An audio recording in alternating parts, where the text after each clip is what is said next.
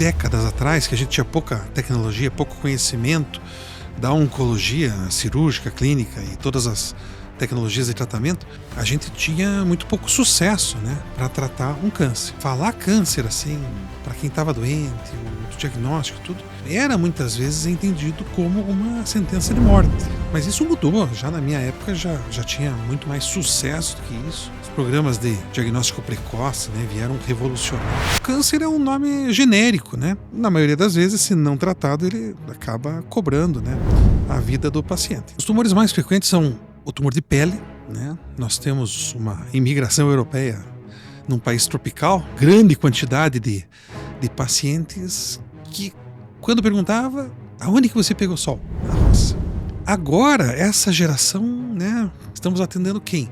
Quem pegou sol na praia, né? Já no passeio, já numa nova geração que ainda não tinha lá o protetor solar na sua juventude. Essas pessoas, elas habitualmente olhos claros, pele, né, tipo mais clara, elas vêm com tumores. Os outros que realmente preocupam, né, são para as mulheres os tumores de mama, né, e para os homens os tumores de próstata. Isso é a maior incidência. O uso do cigarro, né, o tabagismo, ele é uma desvantagem de saúde muito importante. Não tem nada mais urgente para você fazer na tua vida do que parar de fumar. Além do cigarro, hoje tem uma outra causa muito definida, né, de aparecimento de tumores, que é a obesidade. A gente não precisa esperar religiosamente sempre por um milagre, na verdade, né? Que Deus se manifesta efetivamente na própria presença do médico, de toda a equipe multiprofissional que está ali, se manifesta no acesso aos tratamentos. Outra coisa que é uma coisa bonita da religião, quando a pessoa cura do câncer. Às vezes a pessoa passa por um período difícil, né, de achar um câncer, ter as incertezas, fazer cirurgia, química e tal, e cura.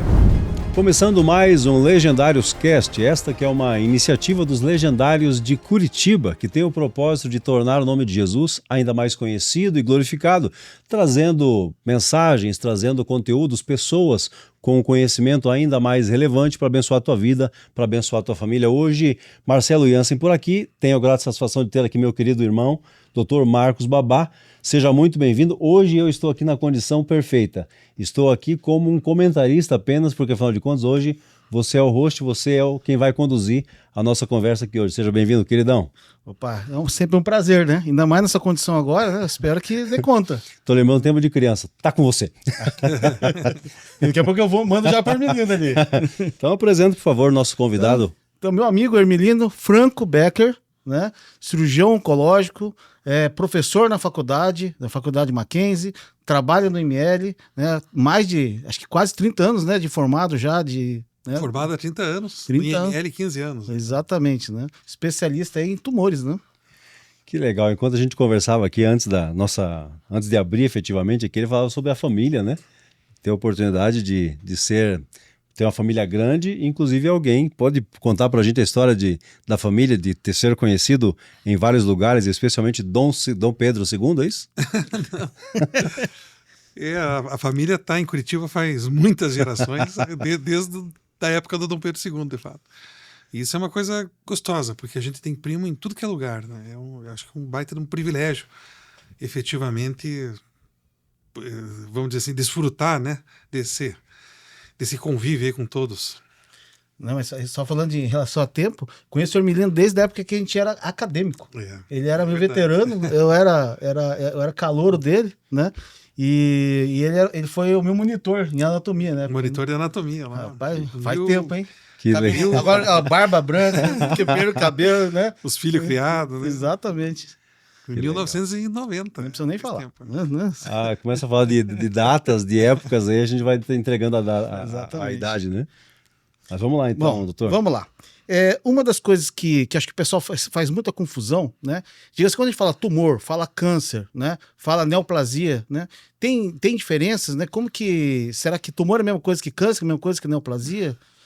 Então, na verdade, veja só, essas palavras que hoje nos confundem, a gente tem que entender que elas eram décadas atrás, que a gente tinha pouca tecnologia, pouco conhecimento da oncologia cirúrgica, clínica e todas as tecnologias de tratamento. a gente tinha muito pouco sucesso, né, para tratar um câncer. Então, as pessoas até usavam essas palavras como eufemismos, né? Porque falar câncer assim, para quem estava doente, o diagnóstico, tudo, era muitas vezes entendido como uma sentença de morte, né? E eu, no começo da minha carreira, pegava muita gente falando assim: doutor, é 6 meses, né? É 6 meses, porque tudo era 6 meses. Mas isso mudou, já na minha época já tinha muito mais sucesso do que isso. Os programas de diagnóstico precoce, né, vieram revolucionar a medicina brasileira, principalmente a medicina pública e privada. E, enfim, qual que é a diferença? Então, o câncer é um nome genérico, né, que o pessoal dá, até lá do signo, né, o caranguejo, né, porque o tumor, muitas vezes, quando estava avançado, ele parecia que estava agarrado na pessoa. Então, ganhou esta alcunha. E o pessoal, para amenizar, falava um tumor. Um tumor é uma lesão que ocupa espaço, basicamente, né? Então, dizia assim, não, é um tumor. E daí vem aquele benigno, maligno. Então, habitualmente, um tumor benigno, ele costuma crescer, cresce até um tanto, né?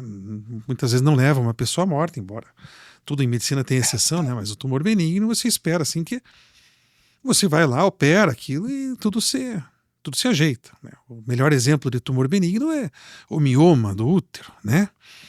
A pessoa lá, na meia idade para frente, o útero desenvolve algumas bolotas, né? Alguns tumores que são benignos. Vai lá, tira o útero, para de apertar a bexiga, ninguém se preocupa se a pessoa vai vir a óbito.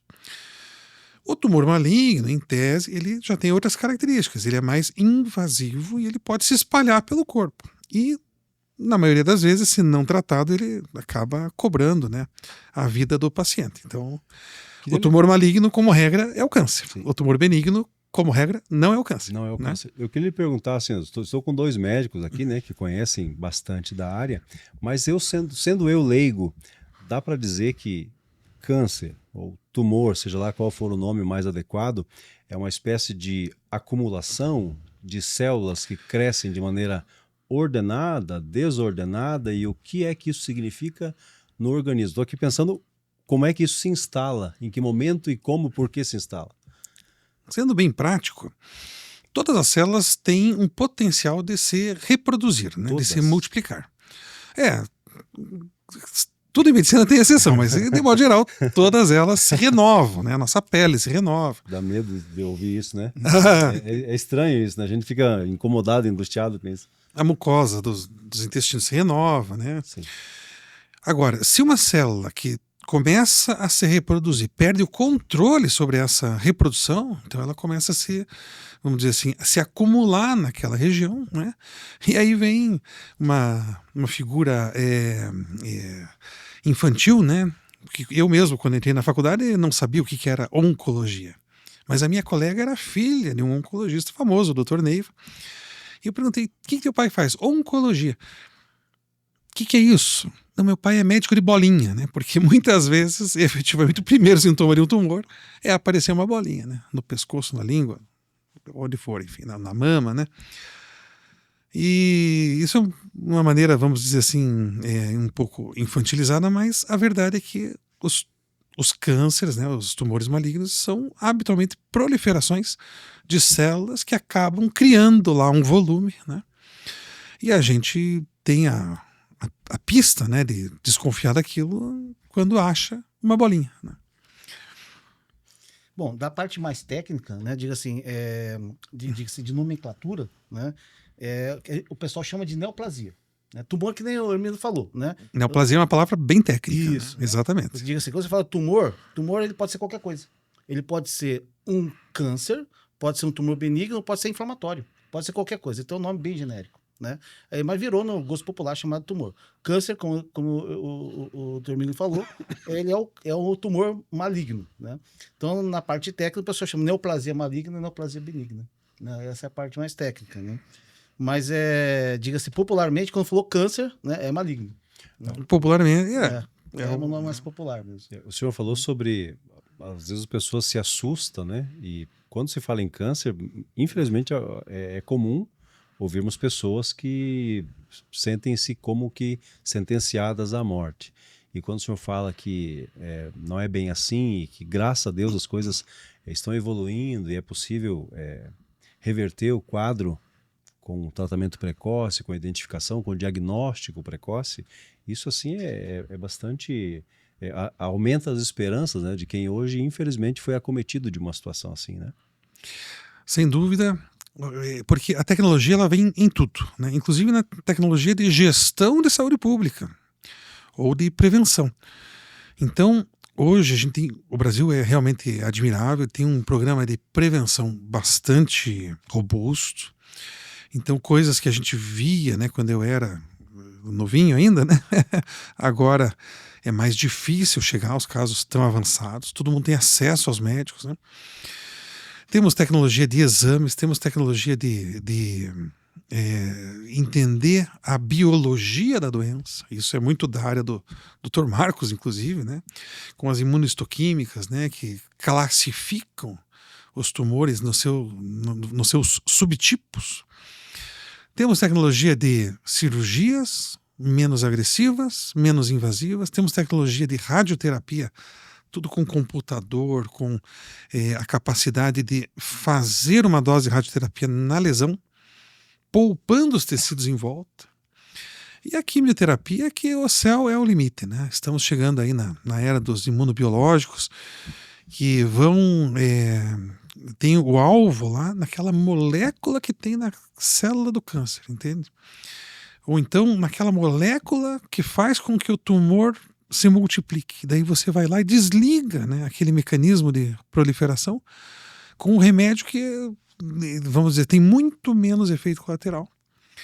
E naturalmente essas coisas custam bastante dinheiro, né, mas de uma maneira admirável, tanto a saúde pública como a saúde suplementar, aos pouquinhos está trazendo isso para a realidade dos doentes.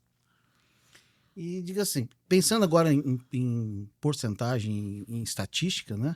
Hoje qual que é o câncer que é mais comum, que mais preocupa, né? Diga assim, que hoje que mais te leva paciente, fala assim, não, esse aqui é um que realmente possa dar problema para a sociedade, para as pessoas, assim. Os tumores mais frequentes são o tumor de pele, né? Nós temos uma imigração europeia num país tropical, então isso acaba... solar, né? Posso falar um pouquinho disso? É tão interessante, né? Por favor. Quando eu era novo, quem que era o meu cliente de tumor de pele? Era o imigrante da novela lá da Terra Nostra, né? Aquele descendente lá de italiano, de alemão, de polonês que cresceu na roça, ou veio para trabalhar na roça, os filhos cresceram na roça, né? Não tinha naturalmente protetor solar, né? Para eles era chapéu mesmo e manga. Então atendi milhares, mas uma grande quantidade de pacientes que, quando perguntava, aonde que você pegou sol? Na roça. Depois teve todo o êxodo rural, eles acabaram lá no nosso consultório, aqui em Curitiba. Agora, essa geração, né, já está chegando naquela idade que tem o fim de vida e tal, então não estamos atendendo tantas essas pessoas, exceto as muito idosas. Estamos atendendo quem? Quem pegou sol na praia, né? Já no passeio, já numa nova geração que ainda não tinha lá o protetor solar na sua juventude. Tem até a velha história, não, que passava Coca-Cola, né, para se bronzear e tal. Essas pessoas, elas habitualmente olhos claros, pele, né, tipo mais clara, elas vêm com tumores que não são daquele tipo do melanoma, que é uma doença bem mais grave. Então, esses tumores é só a gente operar, tirar, fora outras tecnologias que existem. Os outros que realmente preocupam, né, porque esses tumorzinhos de pele habitualmente não custam, né, a vida de ninguém, são para as mulheres os tumores de mama, né, e para os homens os tumores de próstata. São a maior incidência. Depois, para os dois sexos, tem bastante incidência de tumor de pulmão, mais nos homens do que nas mulheres, e tumores gastrointestinais, né, que é o do intestino grosso e do estômago. Essas são as principais doenças, né? Ainda tem tireoide para mulheres, né, que tem uma incidência grande também. O senhor trouxe uma informação que me salta assim aos ouvidos, né? A questão da incidência solar aquela pessoa que trabalhava na roça e ficava exposto o dia inteiro praticamente. Pois não é verdade? Essa era uma situação. Mas aí agora quando o senhor fala sobre aquele que no passeio tomou sol, a minha preocupação é qual é o tempo, a questão do tempo. Por exemplo, tínhamos lá a pessoa que era o rurícola, aquela pessoa que estava trabalhando o dia inteiro debaixo do sol, mas tem aquele que pontualmente ou algumas poucas horas está ali, a menos que fique o dia inteiro torrando na praia. Como é que funciona isso? Existe um histórico da pessoa dizendo, olha, fiquei na praia e o dia inteiro, nas minhas férias inteiras, tem como mensurar isso? Depende um pouco do tipo de pele, né? Então tem pessoas mais sensíveis, tem pessoas menos sensíveis, né? Ao efeito dessa radiação ultravioleta que o pessoal fala tanto. E agora, de modo geral, as pessoas que têm mais é um efeito cumulativo, né, da exposição solar. Então, as pessoas que se expuseram mais, tem mais. E aí vem aquelas coisas assim, na região que pegou mais sol, tem mais tumor. Então, tipicamente o motorista, né, que pega sol no braço esquerdo, acaba aparecendo os tumores lá. O cigarro também chama esses tumores, né? O cigarro e sol, um potencializa o outro. Né? O cigarro é uma desvantagem grande, né, para a pessoa, porque ele é um fator de risco praticamente para todos os tipos de tumores. Né? Eu não sei como está agora, mas eu lembro que o último congresso que eu participei da parte de neoplasia, de câncer, né, falava que quais eram os 3 principais fatores que levam à neoplasia.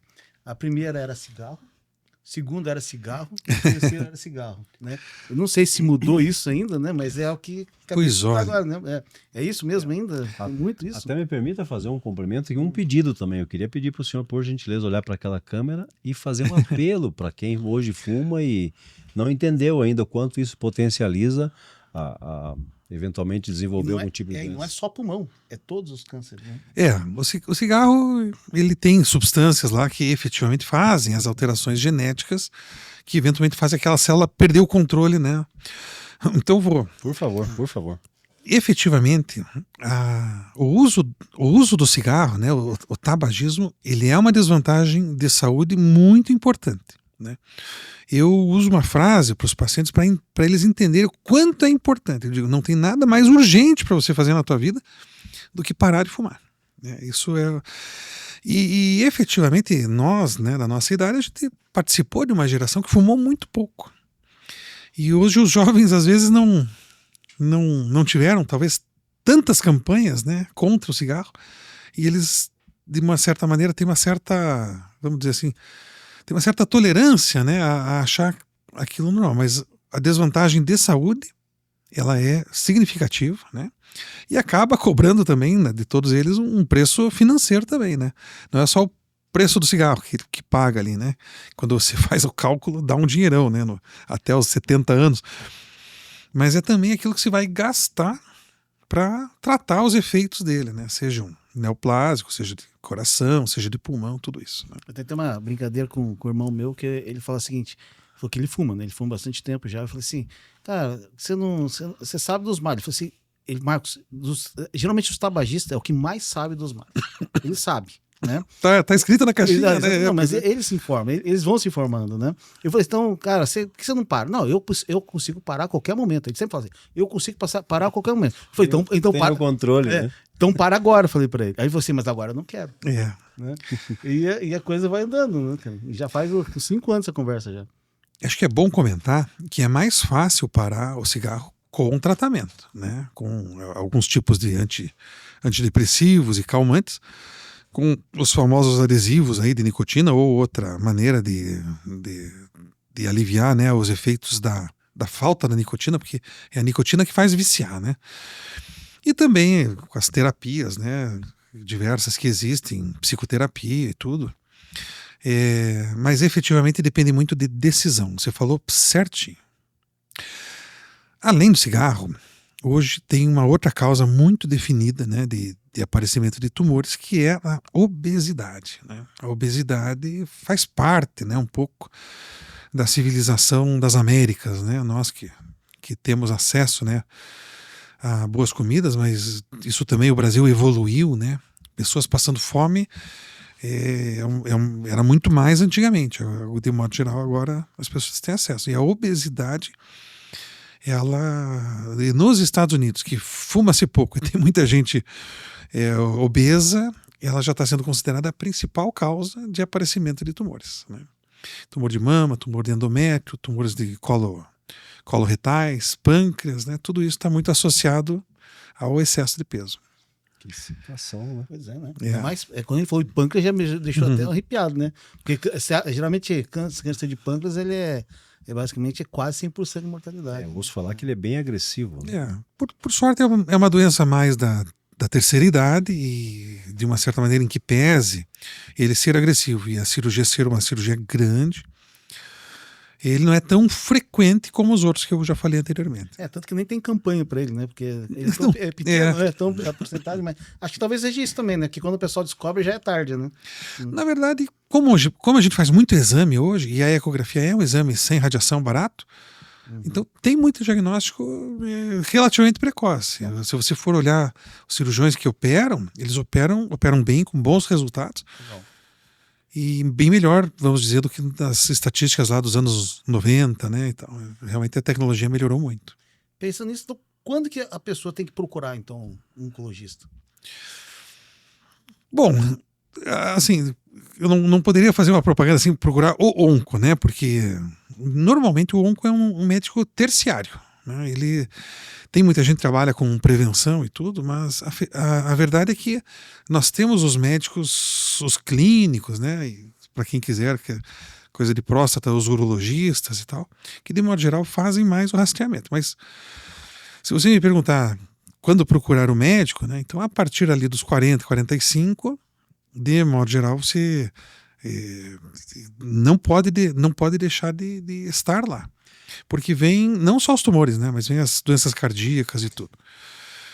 Como você recomenda que todo mundo faça esporte ao longo da vida, então até antes disso sempre é bom fazer um check-upzinho cardiovascular, né, pressão alta e tal. Então o médico meio que tem que acompanhar a gente a vida inteira, desde criança até as suas atividades esportivas. O adulto jovem tem menos doença, mas ele tem que fazer certas prevenções primárias, né? Do tipo obesidade, qualidade de vida, comida, né? Esportes e tudo isso.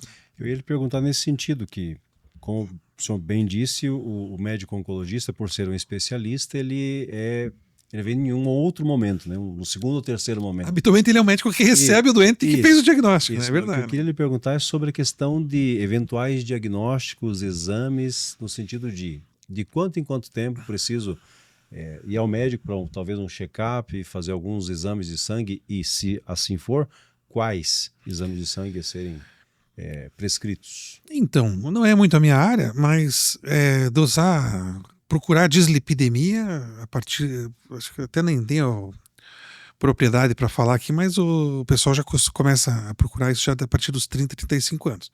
Na parte de oncologia, efetivamente, uma primeira abordagem a partir dos 45 anos, né, para fazer colonoscopia, né, procurar tumores de trato digestivo, né, principalmente coloretal. O que acontece? A gente procura, na verdade, não o tumor, a gente procura as lesões precursoras do tumor, que são os pólipos, né, que são lesões benignas. Quer dizer, enquanto ele é benigno, ele dá uma crescidinha ali, faz um tipo de uma verruguinha ali na parede interna do intestino. A colonoscopia pode ir lá e tirar aquilo. Mas se você deixar aquilo por muito tempo, ele pode efetivamente desenvolver uma neoplasia em cima do pólipo, né? Então, a partir dos 45, há uma certa discussão entre diretrizes que são, às vezes, brasileiras, às vezes americanas, às vezes europeias, porque as populações são um pouco diferentes entre si. E há quem diga, por exemplo, que fazer colonoscopias muito cedo faz muito exame para achar pouco problema. Então aí tem uma questão que não é tanto do indivíduo, mas da gestão de recursos. Mas, de modo geral, aos 45 é mais ou menos a época de começar esses exames. Aos 50 existe uma certa concordância de todo mundo que tem que fazer. E depois vem outros problemas, né? Então, por exemplo, você não tem endoscopistas suficientes para fazer isso para a população inteira. Você não tem gente, você não tem onde buscar, porque não tem gente formada o suficiente. Então, às vezes você passa para outros exames que são, de uma certa maneira, uma alternativa, talvez não tão boa, que é a pesquisa de sangue nas fezes, por exemplo, né? Mas quem tem acesso, em princípio, sim, colonoscopia. As mulheres também tem discussão sobre a idade, mas as mamografias, né, são, sem dúvida, uma revolução na prevenção dos tumores de mama, né? Pega muita lesão precoce, né? Poupando a mulher de mutilação, poupando ela de quimioterapias.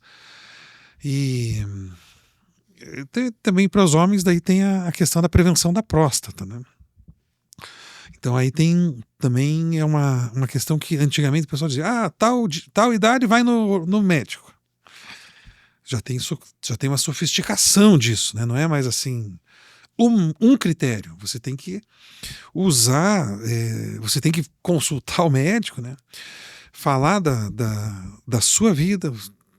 Tem até questões que as pessoas são diferentes entre si, então algumas raças, no caso do tumor de próstata, pessoas afrodescendentes, elas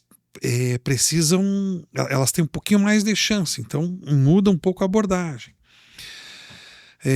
Assim como não vou entrar em detalhes aqui, né, mas assim como outras etnias também, né, ao redor do mundo. E aí a recomendação é que venham um pouco mais cedo, aos 45 já comecem a consultar os seus urologistas. Depois, esse urologista ele vai avaliar o quanto você tem aquele risco de desenvolver o tumor de próstata. E vai ter que te explicar, para tomar a decisão junto, qual vai ser a política de fazer aquela prevenção. E quais exames. Porque, naturalmente, muita gente diz assim, o exame de sangue e tal, mas medicina sempre tem aquela exceção do tumor de próstata que não altera o exame de sangue. Então, em tese, né, se você está fazendo rastreamento, você deve fazer o exame do toque retal, né, que muita gente, vamos dizer assim, sofre, né, com a ideia, né, porque são a região genital, naturalmente, e o períneo e o ânus, são regiões assim que fazem parte da intimidade das pessoas. E isso efetivamente, principalmente os homens, né? As mulheres são mais cuidadosas, os homens eles têm uma certa resistência de ir ao médico. Mas acho que nós vivemos uma sociedade muito moderna nesse sentido, né? E os médicos são muito profissionais. Então, assim, se você tem uma tecnologia que pode te ajudar, pode, vamos dizer assim, poupar você de um diagnóstico de uma doença mais avançada e tudo, eu acho que o natural, né, seria que as pessoas, de uma certa maneira, valorizassem a ciência que está envolvida nisso e o profissionalismo, ao invés de uma certa maneira de fugir ali, né, do rastreamento, né? Doutor, esse é um tema assim bastante importante. Gostaria, se possível, a gente tratar desse tema especificamente num outro episódio, né? Mas a gente está aqui tratando de saúde. E sendo nossa iniciativa aqui voltada para abençoar pessoas, para levar conhecimento, considerando que conhecimento pode salvar vidas, então queremos aproveitar a oportunidade de o senhor estar aqui. Aliás, conversamos com um médico oncologista, cirurgião oncologista, né? Dr. Hermelino Franco Becker. Então queremos aproveitar que o senhor está aqui para nos auxiliar nessa questão, especialmente por conta de sabermos que os homens, especialmente, eles têm uma menor predisposição a procurar médico e só vão quando parece que a situação está muito difícil, quando eles talvez tenham de ser carregados. Então, assim, eu queria fazer um pedido ao senhor para alertar os homens, aliás, os legendários. Nós temos vários irmãos que alguns deles não têm o hábito de buscar um atendimento médico, acompanhamento médico, e não só legendários, mas amigos, de modo geral, que a gente ouve coisas do tipo, não vou nem procurar, porque quem procura... Quem procura acha. Então, a ideia não seria essa. A ideia é justamente para que haja uma conscientização de cuidado da própria saúde. Então, eu queria lhe pedir essa gentileza de se dirigir a a nossa audiência. Exatamente. Gente, efetivamente, isso é muito cultural e a sociedade ela evolui progressivamente. Então eu lembro do meu avô, né, dizendo assim, não, quem vai no médico é para achar a doença, né? Ele tinha muito dentro dele, né? E efetivamente ele acabou operando o coração depois de infartar, né? E já poderia ter feito exames preventivos. Mas eu acho que hoje nós estamos no século XXI, né? E eu entendo, longe de achar que eu sou qualquer tipo de teólogo, nada, mas eu entendo que efetivamente Deus colocou a tecnologia médica, a tecnologia de saúde, a favor de todos nós, né? Entende? Então, por que a pessoa seria refratária a usar isso que está disponível, né? Que está, vamos dizer assim, de uma maneira bastante sedimentada nos conhecimentos técnicos? Por que ela fugiria disso? Eu realmente recomendo, sempre falo essa frase, o médico é o seu amigo, na verdade, né? O médico ele tá lá porque ele quer o teu bem, né? É um princípio básico da bioética. Assim, marca a consulta, senta com o cara lá, explica, né? Os médicos também têm muita capacidade de individualizar o seu paciente hoje. Então, gasta um tempinho, faz uma medicina preventiva, é mais barata, mais fácil e com melhores resultados. Acho que é isso, né? Porque, eu digo assim, é o que você falou. O homem não passa nem protetor solar. A mulher tem que ir atrás do cara ficar passando protetor solar. Lá. Não, eu passo. Quer dizer, a minha esposa passa em mim. Então, eu tô falando. Tem que aproveitar a tecnologia, né? Quando a mulher pega no bracinho dele, vamos lá no médico. Né? Geralmente é assim. Por isso que mas já tá melhorando. Minha esposa para cuidar de mim, cara. Esse que é a parada. Tem que investir nisso, irmão. Na esposa, dizer, querida, cuida direitinho de mim. Não, tem que fazer um charme, né? Exatamente. Vai lá, cuida, né? Assim, a tecnologia está aí, gente. Né? Quer dizer, o senhor tocou num assunto que eu acho que é bem interessante a respeito da fé. As pessoas que, lamentavelmente, são diagnosticadas, existe assim algum amparo? As pessoas se sentem um pouco mais amparadas, um pouco mais...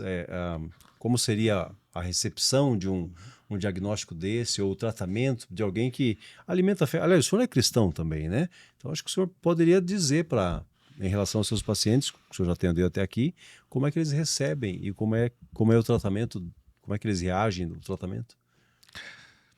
Então, adorei essa pergunta porque nesta segunda-feira passada, né, a gente tem uma atividade de professor lá de bioética, lá na Mackenzie. E a gente tem a oportunidade com os alunos de visitar o ambulatório de oncologia. E os alunos são novinhos, né? Estão ainda no primeiro ano nessa disciplina. Então eles têm ali a primeira interação com os pacientes. E mais do que querer aprender as químios ou a técnica, eles estão lá para entender o ser humano e a sua relação ética, né, com todo o tratamento. Mas quando eles vêm relatar para nós, efetivamente, com muita frequência, o que sobressai ali daquele paciente que está com o diagnóstico, que está tratando, é o quanto a fé apoia este doente para superar, né, os efeitos colaterais, as ansiedades, as inseguranças, as incertezas, né? Então a fé, cada um acho que tem algumas opiniões, é dom de Deus, é uma coisa que você desenvolve tudo e tal, mas a fé ajuda muito esses pacientes. E o pessoal que tem uma religiosidade habitualmente tem também um suporte familiar bastante invejável, né? Um suporte familiar assim que longe de achar que eu vou dar qualquer estatística aqui, porque seria uma injustiça talvez com muita gente, mas a fé acompanha uma rede de apoio que o paciente com câncer tem muito. E a fé acompanha uma serenidade que, para muitos pacientes, principalmente aqueles com um pouco de doenças, as doenças um pouquinho mais avançadas, ajuda muito ele ali no dia a dia. É uma coisa que eu entendo muito, se é que a palavra é certa, muito pungente, muito, muito palpável, sabe? Então eu, assim, entendo que só ajuda. O que eu acho interessante de ter com quem contar a partir desse contexto, né? Contexto da comunidade terapêutica, da fé em si, porque as pessoas que têm fé em Deus, elas acreditam que há esperança.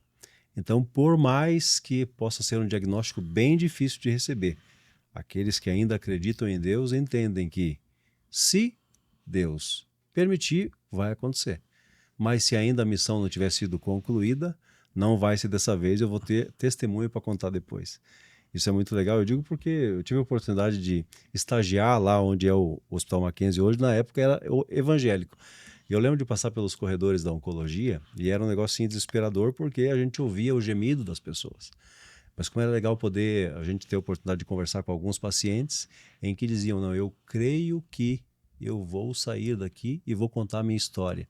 E o legal é encontrar essa pessoa depois, contando que o tratamento foi um sucesso. Como é especial isso. Então, isso, sabe que tinha um professor que ele falava bem isso, né? Diz que ele conseguia enxergar, né? Diga assim, a fé da pessoa. E ele não era cristão, né? Mas ele falou assim que era impressionante como era diferente. Quando ele dava a notícia, né? Para um cristão, era diferente do que não era, né?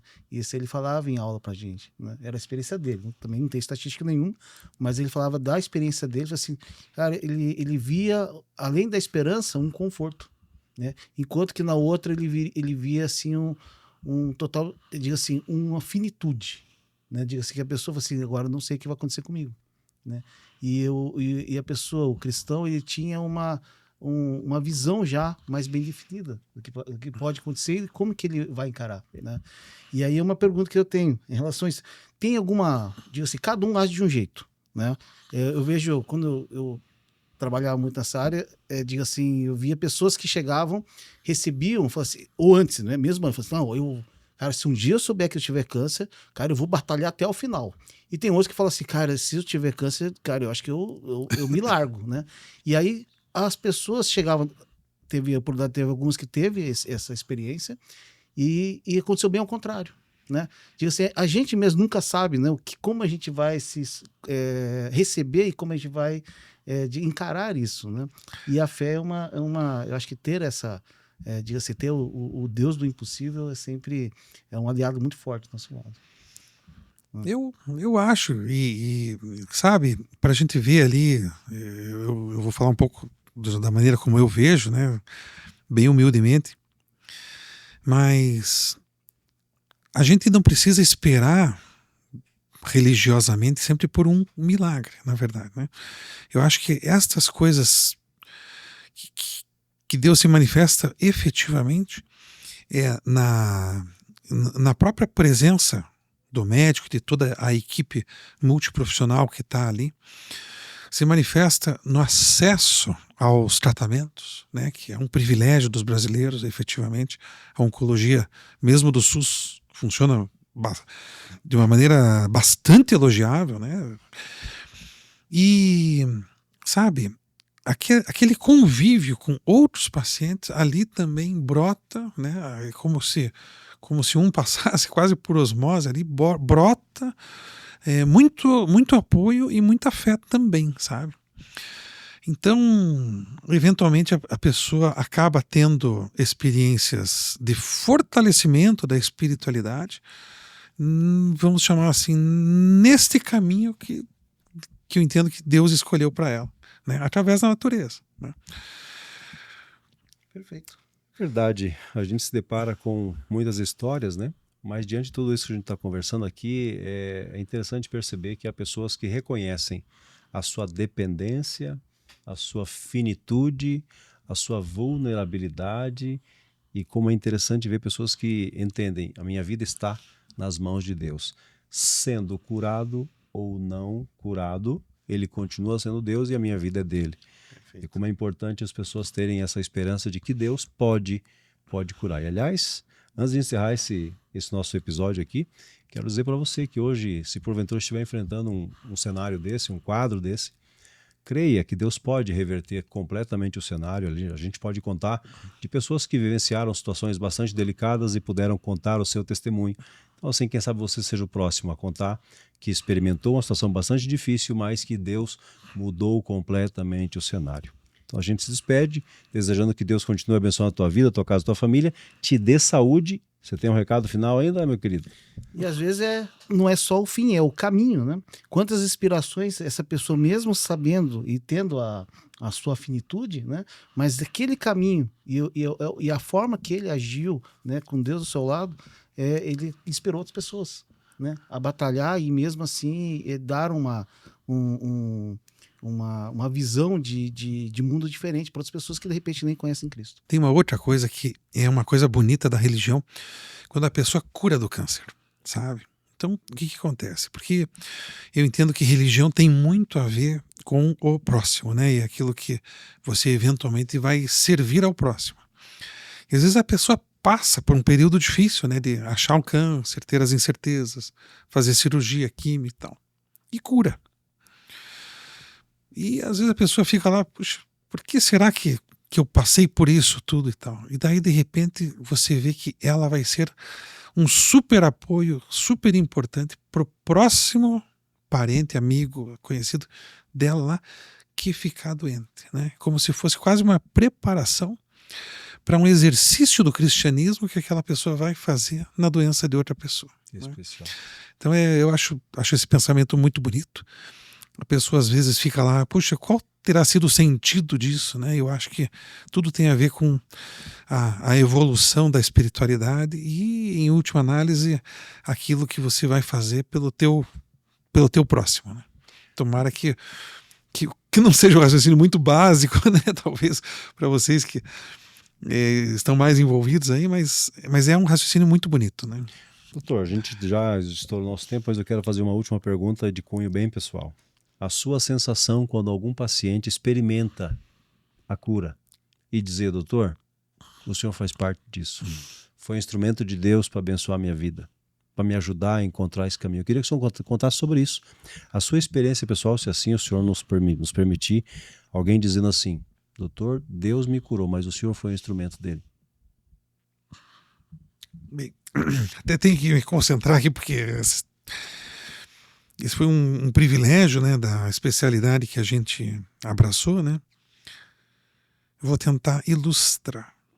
Veja como as coisas são, né? E certas coincidências que eu acho que até vêm de cima. Meu filho jogou no futebol de salão no gol.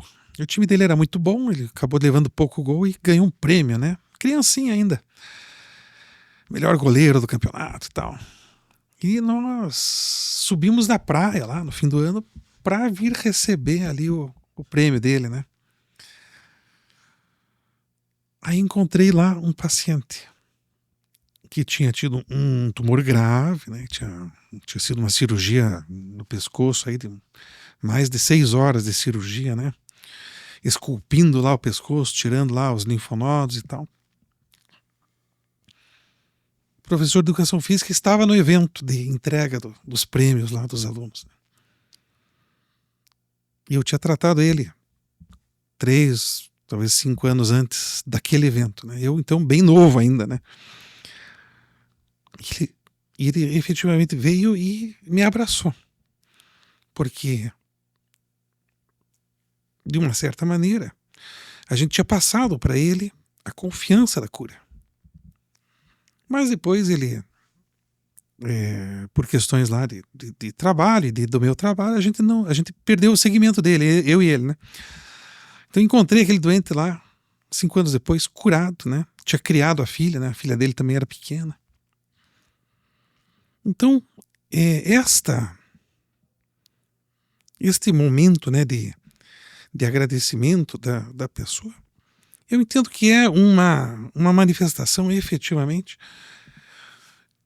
sem me achar nada, né, sem parecer, mas que eu acho que a gente atravessou o plano de Deus para a vida dele. A gente fez parte.